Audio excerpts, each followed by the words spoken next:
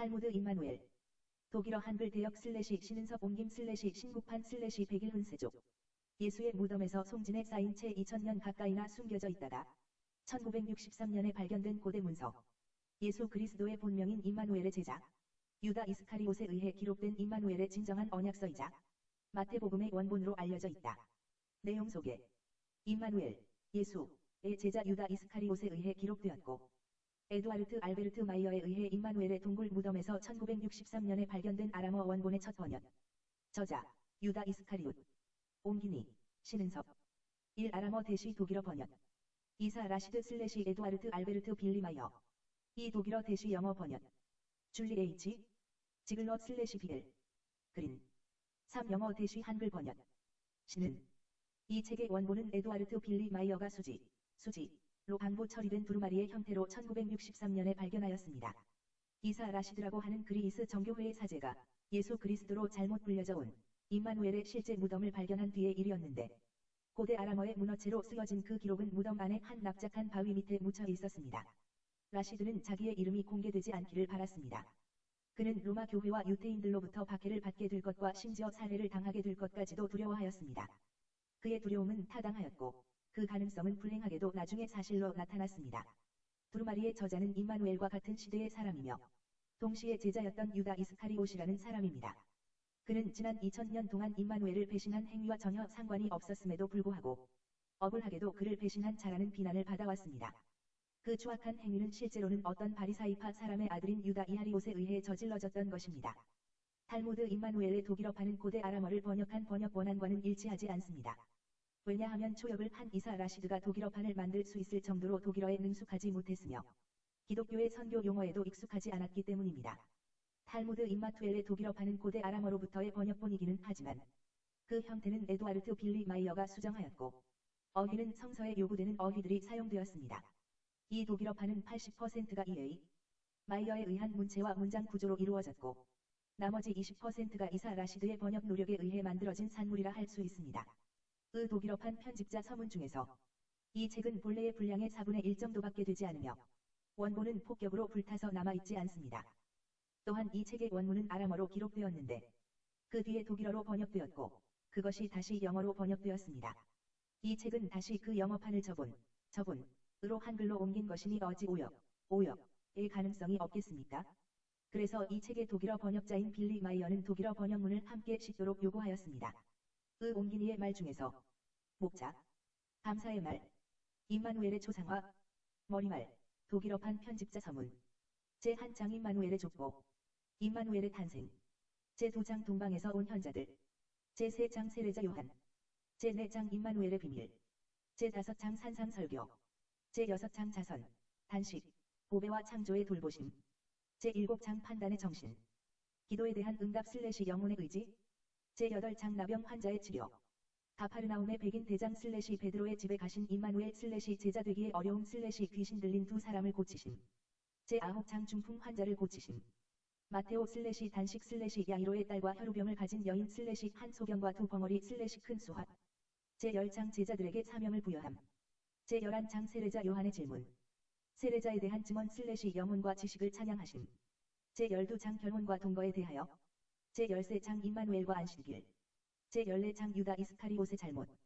제15장 비유들의 의미, 좋은 열매 중에 잡초 겨자씨의 비유 누룩의 비유 밭에 있는 보물과 값비싼 진주, 제16장 헤롯과 세례자 요한, 5,000명을 먹이심 호수 위를 걸으심, 제17장 인간이 만든 계명과 창조의 법칙, 제18장 바리사이파 사람들의 징표 요구, 바리사이파 사람들의 누룩 베드로의 믿음 6월절에 있을 고난에 대해 언급하심, 제19장 어린이의 생각, 가까운 사람의 잘못에 대하여, 제20장 결혼, 이혼 및 독신 생활에 관하여, 어린이에 대한 축복, 제21장 부소경, 제22장 예루살렘 입성, 성전을 정화하심 예루살렘 재입성, 제23장 세금, 환생 가장 큰 계명, 제24장 율법학자들과 바리사이파 사람들을 질책하심, 제25장 예언, 제26장 법칙과 계명들, 잠언 사울의 그릇된 교리 자살, 제27장 제자들의 소란, 베다니어에서 최후의 만찬,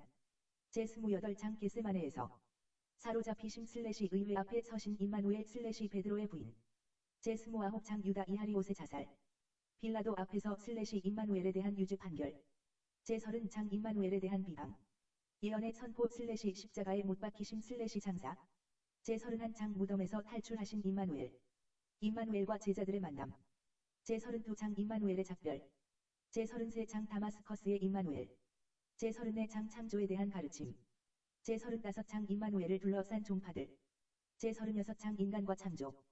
편집 후기 및 해설. 이사 라시드의 편지. 1974-94. 독일어판 차례. 옹기니의 말. 펴내는 말. 탈무드 임마누엘. 펴내는 말. 이 책은 실로 충격적이고 무서운 사실들, 그러면서도 인류의 역사에 커다란 획을 그을 만큼 중요한 사실들을 담고 있습니다. 우리가 2000년 동안을 예수 그리스도로 불러왔던 분, 그리고 자신이 후세에 그런 이름으로 2000년 동안 불리게 될 것을 미리 알고 있었던 임마누엘이 그 2000년 뒤에 인류에게 새롭게 전하기 위해 제대로 된 본인의 삶과 가르침을 기록하고 보존하도록 안배해 놓으셨다는 것만 해도 무섭고 놀라운 사실이니, 그분이 2000년 동안 모든 면에서 발달하고 진보해온 우리 인류에게 밝히고자 하는 그 내용이 얼마나 충격적이며 정신이 번쩍 들게 될 정도로 놀라운 것이겠습니까? 이 책을 처음 한글로 번역한 옹기니나 펴내니는 기독교나 불교 또는 그 밖의 세계의 종교들에 관한 한 초심자들이 아니라고 감히 말씀을 드립니다.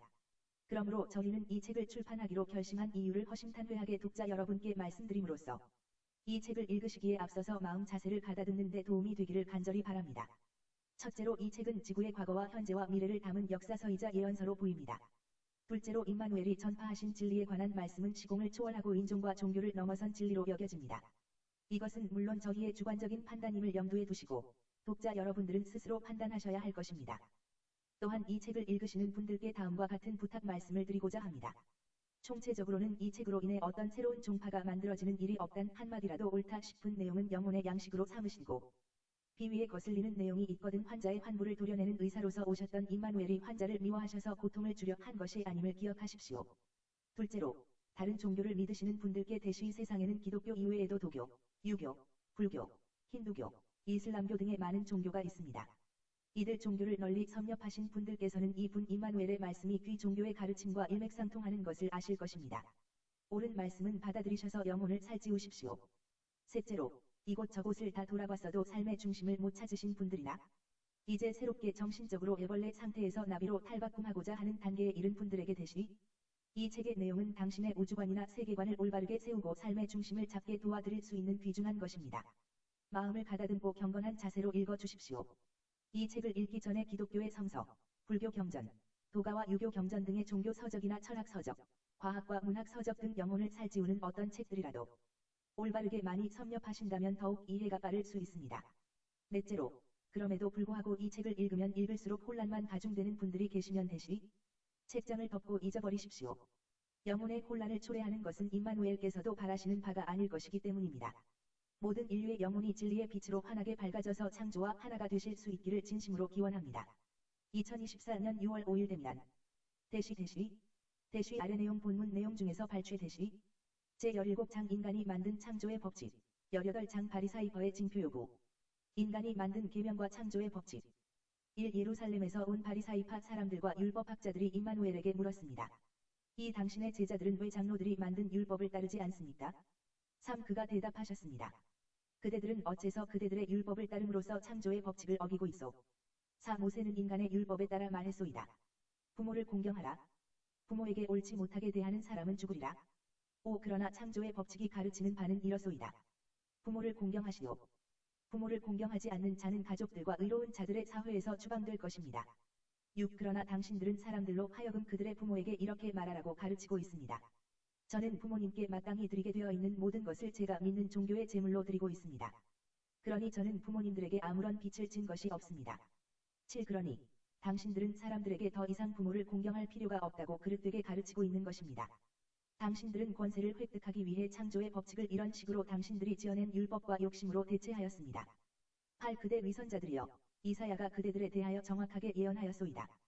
고 이스라엘 사람들이 입으로는 창조를 존경하나 그들의 마음과 지식은 그로부터 한참 멀어져 있노라. 10. 그들은 그들의 종파를 헛되이 섬기나니 이는 그들이 인간들이 만든 것에 불과한 날조되고 기만에 찬 믿음들을 가르치기 때문이니라. 11. 그리고 임마누엘은 군중들을 자기 앞으로 불러 말씀하셨습니다. 내 말을 잘 듣고 알아들으시오. 12. 율법학자들과 바리사이파 사람들의 가르침은 그릇되고 날조된 것들입니다. 왜냐하면 그들은 창조의 법칙이 아닌 사람들이 만든 가르침을 그대들에게 가르치기 때문입니다. 13. 그의 제자들이 그에게로 와서 말했습니다. 율법학자들과 바리사이파 사람들이 그 말씀을 들으면 항의할 것이라는 것을 모르십니까?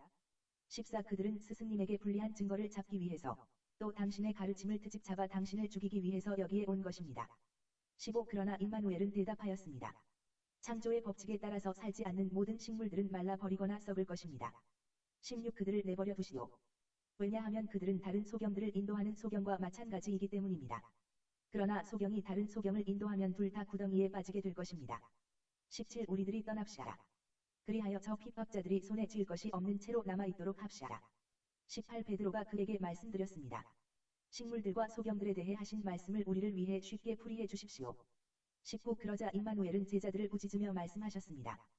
그대들 역시 아직까지도 이해하지 못하며 그런 까닭의 인식과 납득과 이해에 무지하고 의심을 품고 있습니까? 20. 그대들이 나와 오랫동안 같이 있었으되 아직도 생각하는 능력과 진리를 깨닫는 능력이 없소이다. 21. 진실로 내가 그대들에게 말합니다. 그대들 스스로가 장차 내 가르침을 변조하는 짓을 많이 할 것입니다. 22. 그대들의 지식은 다른 사람들의 지식을 간신히 뛰어넘을 뿐입니다. 23. 그대들은 아직도 모든 비유와 설교들이 영적인 의미들을 갖고 있으며 따라서 사람의 영적인 삶에 관한 의미를 가지고 있음을 이해하지 못한다는 말이오. 24. 이 지식이 부족한 사람들이여. 그대들의 이해력이 아직도 일반 사람들의 어리석음을 뛰어넘지 못합니까? 25. 주의하시오. 그렇지 않으면 그대들은 나를 잘못된 관점에서 보게 될 것이며 나를 내가 주장할 수 없는 어떤 근원이라고 몰아세울 것입니다. 제18장 바리사이파 사람들의 징표 요구. 1. 임마누엘은 그 곳을 떠나 티로와 시돈 지방으로 피하였습니다. 이때 사두가이파 사람들과 바리사이파 사람들이 그에게 가서 자기들에게 영적인 능력의 징표를 보여달라고 요구했습니다. 3. 이에 임마누엘이 대답하셨습니다. 그대들은 저녁에 하늘이 붉으니 내일은 날씨가 좋겠다 하고 4. 아침에는 하늘이 붉고 구름이 끼었으니 오늘은 날이 흐리겠다고 합니다. 그대들이 이렇게 하늘의 징조는 분명히 알면서도 시대의 징조는 분별할 수 없단 말이오. 5. 이 사악하고 믿음이 없는 세대가 징표를 구하는도다. 그러나 나는 물고기의 뱃속에 산채로 들어갔다가 사흘 뒤에 다시 살아서 빛 가운데로 나온 요나의 징표 외에는 보여줄 수가 없구나. 6. 그리고 그는 그 자들을 남겨둔 채 떠나셨습니다. 바리사이파 사람들의 누룩. 7. 그들이 배를 타고 맞은편 호숫가에 도착했을 때 제자들은 먹을 것을 가지고 오지 않았음을 깨달았습니다. 8. 그때 임마누엘이 그들에게 말씀하셨습니다. 바리사이파 사람들과 사두가이파 사람들의 누룩을 조심하시오. 9. 제자들은 서로 말했습니다. 아마도 우리가 빵이나 다른 먹을 것을 가지고 오지 않았기 때문에 하시는 말씀인가 보다. 10. 임마누엘께서 이 말을 들으시자 노하여 말씀하셨습니다. 5. 이 지식이 부족한 사람들이여. 어째서 당신들은 빵을 가져오지 않았음을 걱정합니까? 11. 그대들은 아직도 깨닫지 못합니까? 내 말을 이해하기 위한 노력도 할 수 없다는 말입니까? 12. 그대들의 지식이 그토록 부족하고 이해력이 그토록 모자라서 아직도 내 말의 의미를 깨닫지 못한단 말입니까? 13. 그대들은 아직도 이해하지 못합니까? 그리고 영원토록 이해하지 않기를 바란다는 말입니까? 14. 그대들은 빵 5덩이와 생선 3마리로 5,000명을 먹이고도 몇 광주리씩이나 남은 것을 거두었던 것을 기억하지 못합니까? 15. 어떻게 그대들은 내 말이 날마다 먹는 것에 대해 말하는 것이 아닌 줄을 깨닫지 못합니까? 그대들에게 말하노니 바리사이파 사람들과 사두가이파 사람들의 누룩을 조심하시오. 16. 그제서야 제자들은 임마누엘이 빵에 넣는 누룩을 조심하라 하신 것이 아니라 율법학자들과 바리사이파 사람들의 그릇되고 왜곡된 가르침을 경계하라고 말씀하시는 것임을 마침내 알아들었습니다. 베드로의 믿음. 17. 임마누엘이 필립보의 가이사리아 지방에 이르렀을 때 제자들에게 물으셨습니다. 사람들은 나를 누구라고 합니까? 18. 그들이 대답하였습니다. 어떤 사람들은 스승님을 세례자 요한이라 하고 어떤 사람들은 엘리야라 하고 또 어떤 사람들은 예레미야 또는 다른 옛 예언자들 가운데 하나라고 합니다.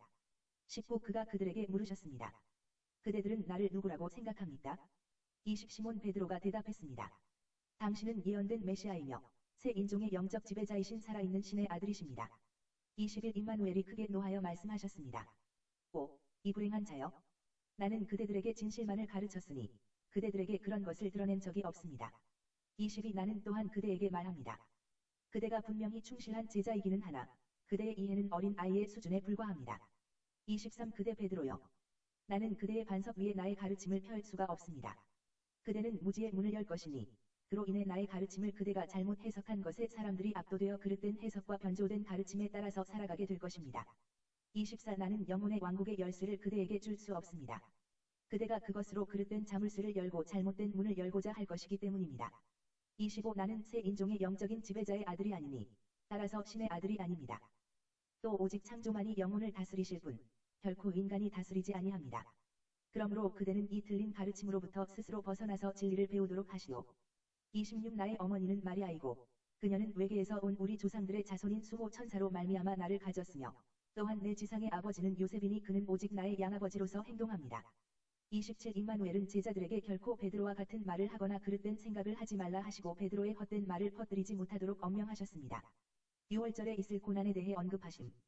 28. 그때부터 임마누엘은 그의 제자들에게 자신이 예루살렘에 올라가서 율법학자들과 대사제들 및 장로들로부터 고난을 당해야만 할 것이라는 말씀을 하시기 시작하셨습니다. 이는 그가 그로 인해 그들에게 가르치는 것을 중단하지 않을 수 없기 때문이었습니다. 29. 베드로가 그에게로 가서 성을 내며 말했습니다. 부디 신이나 창조께서 그것을 중단시키시기를 원합니다. 30. 당신에게 이 일이 일어나지 않으면 좋겠습니다. 그들이 당신을 체포하여 고문하고 죽일 것이기 때문입니다. 31. 임마누엘이 베드로에게 크게 노하여 말씀하셨습니다. 사탄아, 석 물러나거라. 그대는 나를 성가시게 하는 자로다. 이는 그대가 영적으로 생각하지 않고 오직 인간의 입장에서 생각하고 있는 까닭이로다. 32. 시몬 베드로여, 그대는 나를 다시 화나게 하고 그대의 무지한 생각을 드러내 보이고 있습니다. 33. 진실로 내가 그대에게 말합니다. 그대의 무지로 인해 세상은 많은 피를 흘리게 될 것이니 이는 그대가 나의 가르침을 변조하고 사람들에게 사실과 다르게 퍼뜨릴 것이기 때문입니다. 34. 그대 때문에 많은 사람들이 죽게 될 것이요. 그대는 최초로 나를 그릇된 이름으로 부르는 자가 될 것이며 나를 신의 아들이라 칭하고 또 신은 바로 창조 자체라고 말하여 사악한 모욕을 하는 원천이 될 것입니다. 35. 그러나 그대는 아직도 나의 인내의 은총을 받고 있으니 아직도 그대의 무지를 뚜렷이 개선할 수 있는 여지는 있습니다. 36. 그리고 나서 임마누엘은 제자들에게 말씀하셨습니다. 나의 가르침을 따르고자 하는 사람은 누구나 스스로 진리와 깨달음과 이해를 찾아야 하는 짐을 져야만 합니다. 37. 이는 진리와 지식으로 삶을 사는 사람들은 승리할 것이나 허위와 무지 속에서 사는 사람들은 패배할 것이기 때문입니다. 38. 만일 사람이 온 천하를 얻는다 하더라도 그의 의식이 손상되면 온 천하인들 무슨 소용이 있겠습니까? 39. 또한 사람이 생각을 할 수 없다면 어찌 자신의 영혼에 도움이 되겠습니까? 40. 내가 진실로 그대들에게 말합니다. 이 생에서 영적 지식의 힘을 맛보지 못할 사람들이 여기에 몇 있습니다. 그들은 그것을 다음 생에서 배우게 될 것입니다. 41. 사람의 영혼은 생각과 탐구를 통하여 지식을 얻을 때까지는 무지합니다. 42. 사람들의 영혼이란 사람들이 만들어낸 것이 아니라 사람들에게 주어진 창조의 일부분입니다. 사람들은 이것을 깨달아 영혼을 완전하게 하여야 합니다. 43. 그렇게 함으로써 사람의 영혼은 창조와 일체가 되기 위하여 발전하는 것이니 이는 창조 또한 끊임없는 성장 속에서 살아가기 때문입니다. 44. 창조는 영원불멸하며 인간의 영혼 또한 마찬가지입니다.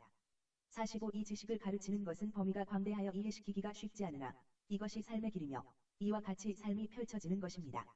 46. 사람들의 삶은 영혼의 완성을 성취하도록 예정되어 있습니다.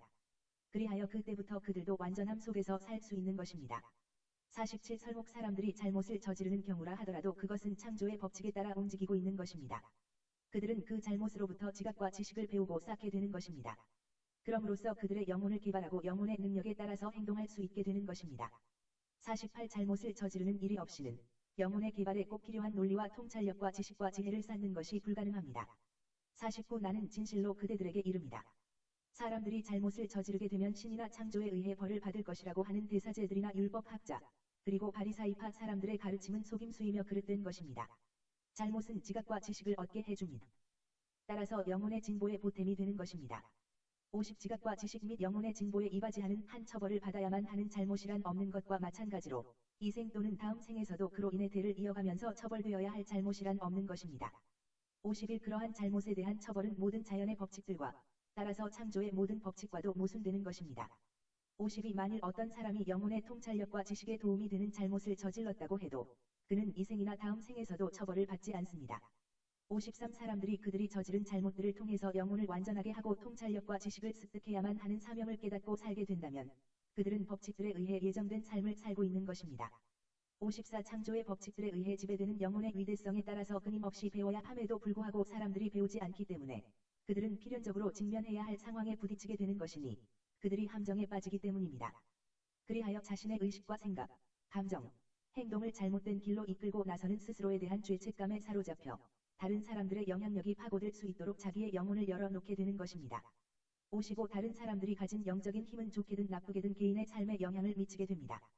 56. 만일 사람들이 이 시점에서 생각하고 이해하기를 시작하려 하면 그들에게는 가르침이 필요합니다. 그러므로 하늘의 아들들은 예언자들을 보내어 인류에게 창조의 진정한 법칙과 삶에 관한 지식을 가르쳐 왔습니다. 57. 그러나 사람들은 아직도 무지하다는 것이 판명되었으니 이는 그들이 새 가르침이 진정한 진리임을 이해하지 못하고 대사제들과 성서를 왜곡하는 자들의 그릇된 율법을 추종하고 있기 때문입니다. 58. 이 사람들에게는 이해가 결여되어 있기 때문에 필연적으로 그들에게 전해져야만 하는 진리를 저주합니다. 그래서 그들은 예언자들을 저주하고 돌팔매질하며 죽이고 십자가에 매다는 것입니다. 59. 그러나 예언자들은 진리에 대한 가르침을 사람들에게 전해야만 하므로 그들은 사람들에게 저주를 받으면서도 무거운 짐과 고통을 감당해야만 하는 것입니다. 60. 사람들은 많은 예언자들을 박해했던 것과 똑같이 지금 나의 생명을 뒤쫓고 있습니다. 61. 나는 비록 결백하지만 유죄가 선고될 것이라는 피할 수 없는 운명의 예언이 내게 적용될 것입니다. 62. 그렇지만 나는 죽지 않을 것입니다. 다만 임사 상태에 빠져서 죽은 것으로 간주된 채 사흘 밤과 낮 동안을 지낼 것입니다. 나는 무덤에 안치될 것이니 이는 유나의 징표를 성취하기 위한 것입니다. 63. 멀리 인도에서 온 의술에 매우 뛰어난 내 친구들이 나를 돌볼 것이며 내가 셋째 날에 무덤에서 탈출하는 것을 도울 것이니 그럼으로써 인도에 있는 사람들에 대한 나의 사명을 완수하기 위한 것입니다. 64. 나는 이 사건을 통해 어떤 통찰을 얻고 지식을 늘리며 영혼과 의식 속에서 새로운 능력을 갖게 될 것입니다. 참고 임마누엘은 여기에서 분명하게 말하기를 자신은 결코 신의 아들이 아니라고 하였다. 그러나 무지한 베드로는 임마누엘이 예견한 것처럼 나중에 그를 신의 아들이라 칭하였다. 현재에도 베드로와 같은 기독교인들이 태반이다. 이 문서 끝에는 임마누엘의 부활의 진실이 적혀 있는데 놀라운 것은 장차 다가올 일을 미리 계획한 것처럼 명확하게 말했다는 것이다. 2024-6-05-댐이란